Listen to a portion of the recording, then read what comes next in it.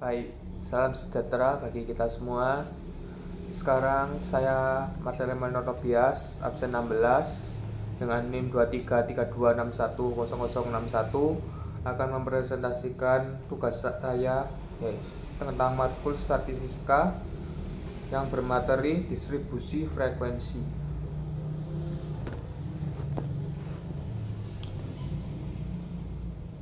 Distribusi data berkelompok.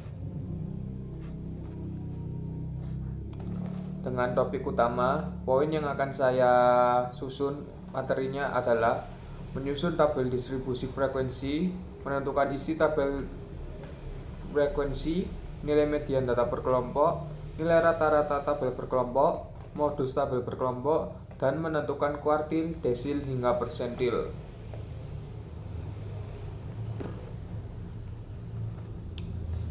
Baik, di sini kita ada soal yaitu data skor tugas statistika kelas D3 administrasi bisnis kelas 1A sebagai berikut.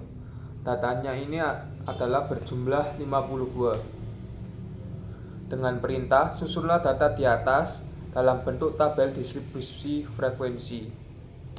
Langkah pertama untuk menyusun tabel distribusi ukuran frekuensi adalah mengurutkan data terkecil hingga ke terbesar. Kenapa sih kita harus mengurutkannya? Karena untuk mempermudahkan dalam pendistribusian ke dalam tabel. Kemudian langkah kedua setelah kita melakukan langkah pertama yaitu menentukan jangkauan. Jangkauan ini didapat dari mana? Nah, jangkauan ini didapat dari nilai tertinggi dikurangi nilai terendah. Yang kita dapat nilai tertingginya adalah 89 dengan nilai terendahnya 48. Kemudian dikurangi dan hasilnya adalah 41. 41 tersebut merupakan jangkauannya. Kemudian langkah ketiga, menghitung banyaknya kelas. Caranya dengan rumus K sama dengan 1 plus 3,3 log N. Di sini N-nya adalah 50, yang berarti banyaknya data. Kemudian sama dengan 1 ditambah 3,3. Nah, log 50 tadi diturunkan yaitu 1,69. Kemudian 1 ditambah 5,577. 5,577 ini berasal dari mana? Dari log 50 yang tadi kita dapat. Kemudian dijumlah, kemudian mendapatkan hasil 6,577 yang akan dibulatkan menjadi 6. Kemudian langkah keempat yaitu menentukan panjang kelas. Caranya adalah jangkauan dikurangi banyaknya kelas. Yang kita dapat jangkauan tadi adalah 41, kemudian banyaknya kelas tadi adalah 6,577 yang dibulatkan menjadi 6. Hasilnya adalah 6,23 yang dibulatkan menjadi 7. Kemudian langkah kelima yaitu menentukan batas atas kelas, yaitu dengan cara nilai minimum dikurangi panjang kelas dikurangi 1. Yang kita dapat hasilnya adalah 54. 54 ini adalah batas atas untuk kelas tabel distribusi frekuensi. Langkah ke-6, menentukan titik tengah dan tepi kelas. Titik tengah ini didapat dari mana? Titik tengah ini didapat dari batas atas ditambah batas bawah dibagi 2. Itu merupakan hasil dari titik tengahnya. Kemudian tepi kelas. Tepi kelas ini dapat dari mana? Yaitu batas atas dikurangi 0,5 dan batas bawah dikurangi 0,5. Kemudian setelah kita hitung dan dapat hasilnya semua, langkah ke-7 kita harus membuat tabel distribusi frekuensi karena datanya sudah terlengkapi.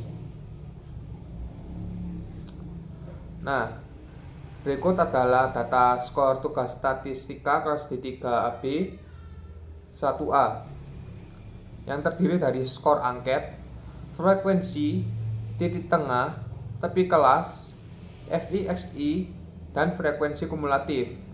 Frekuensi ini dilambangkan dengan F, titik tengah dilambangkan dengan XI, kemudian FXI ini adalah titik tengah dikali frekuensi, dan frekuensi kumulatif adalah frekuensi yang dijumlah ke bawahnya terus menerus. Skor angket ini seperti kita lihat tadi sudah didapat pada awal pembahasan. Frekuensi adalah jumlah datanya. Titik tengah tadi sudah dijelaskan, tepi kelas juga sudah dijelaskan. FIX ini cara mendapatkannya frekuensi dikali titik tengah. Kemudian frekuensi kumulatif itu adalah penjumlahan secara berurut dari frekuensi. Nah, sekarang kita akan mencoba mencari letak median. Letak median dengan rumus BBS plus CI setengah N dikurangi frekuensi kumulatif dibagi frekuensi median, di mana BBS adalah batas bawah sebenarnya kelas median, CI adalah kelas interval, N adalah jumlah data, Fcum adalah frekuensi kumulatif sebelum kelas median, Fmed adalah frekuensi kelas median.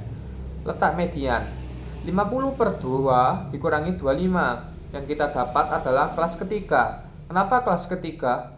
Karena 25 adalah, kita lihat di frekuensi kumulatif berada di kelas ketiga. Nilai mediannya adalah 61,5, yang dimana itu batas bawahnya, ditambah 7 itulah adalah panjang kelasnya, kemudian dikali 25 dikurangi 15/10, di mana 25 adalah frekuensi kumulatif, 15 adalah frekuensi median, kemudian dibagi 10.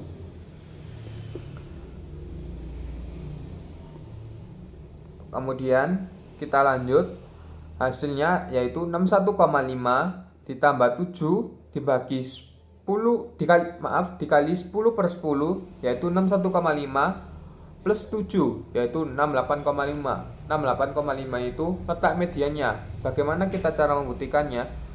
Dia 68,5 kan berada di antara kelas ketiga 62 sampai 68. Kemudian kita lanjut, bagaimana cara mencari letak modus. Modus dengan rumus BBS plus CI kurung buka S1 per S1 plus S2, di mana BBS tadi sudah dijelaskan adalah batas bawah sebenarnya kelas modus, CI adalah kelas interval, S1 adalah selisih frekuensi kelas modus dengan frekuensi sebelum kelas modus, S2 adalah selisih frekuensi kelas modus dengan frekuensi setelah kelas modus. Kita langsung menjawab pertanyaannya.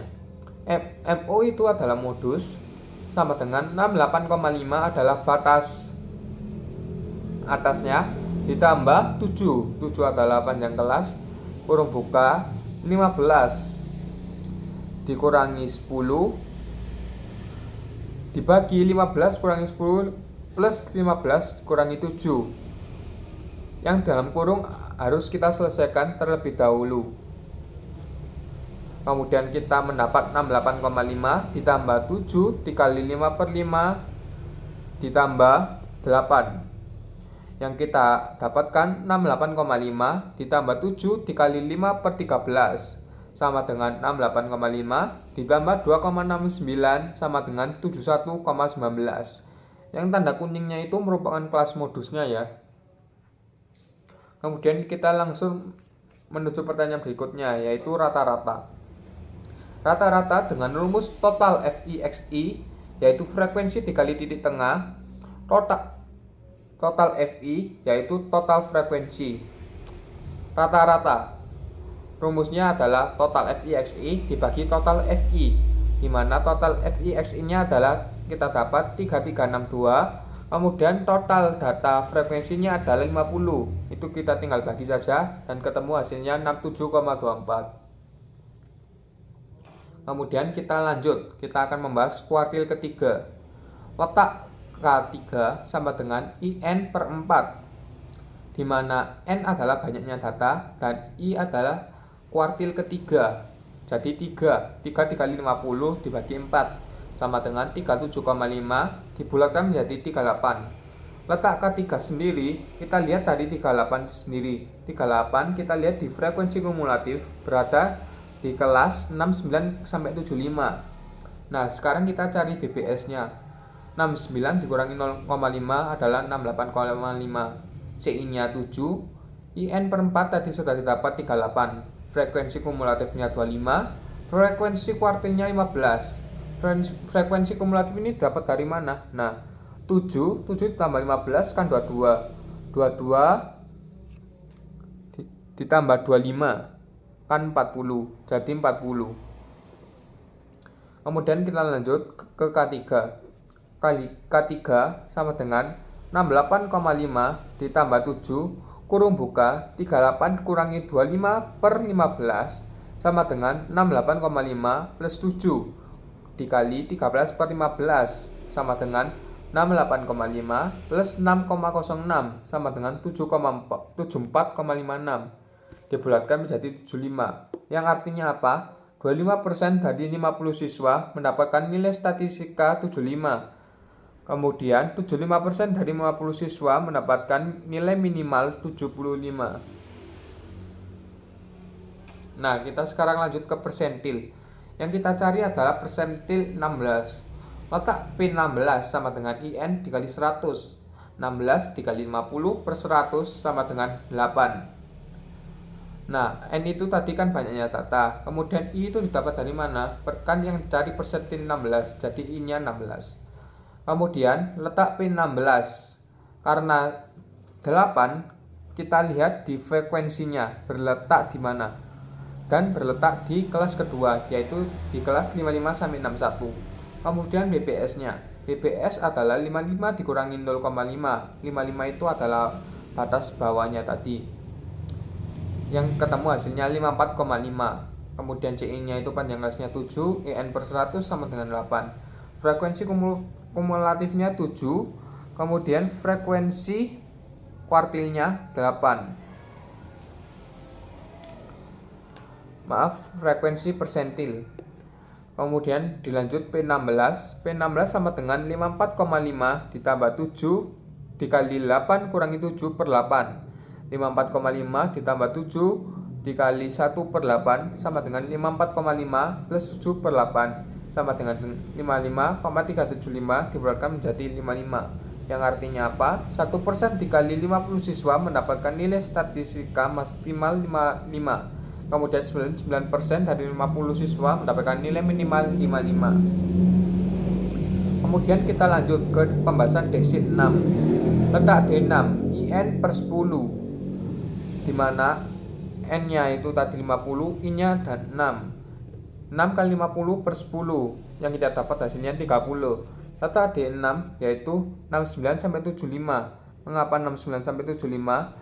Kita lihat di frekuensi kumulatifnya berada di kelas 69 sampai 75. Kemudian BPS-nya 69 kurangi 0,5, 68,5. Kemudian kita lanjut ke langsung pembahasannya karena tadi yang lainnya sudah dibahas. D6 sama dengan 68,5 ditambah 7 dikali 30 kurangi 25 per 15 sama dengan 68,5 ditambah 7 dikali 5 per 15 sama dengan 68,5 ditambah 2,3 sama dengan 70,8, yang dibulatkan menjadi 71. Artinya 10% dari 50 siswa mendapatkan nilai statistika maksimal 71. Kemudian 50% dari 50 siswa mendapatkan nilai minimal 71. Sekian dari presentasi saya. Maaf jika ada yang kurang dipahami. Sekian dan terima kasih.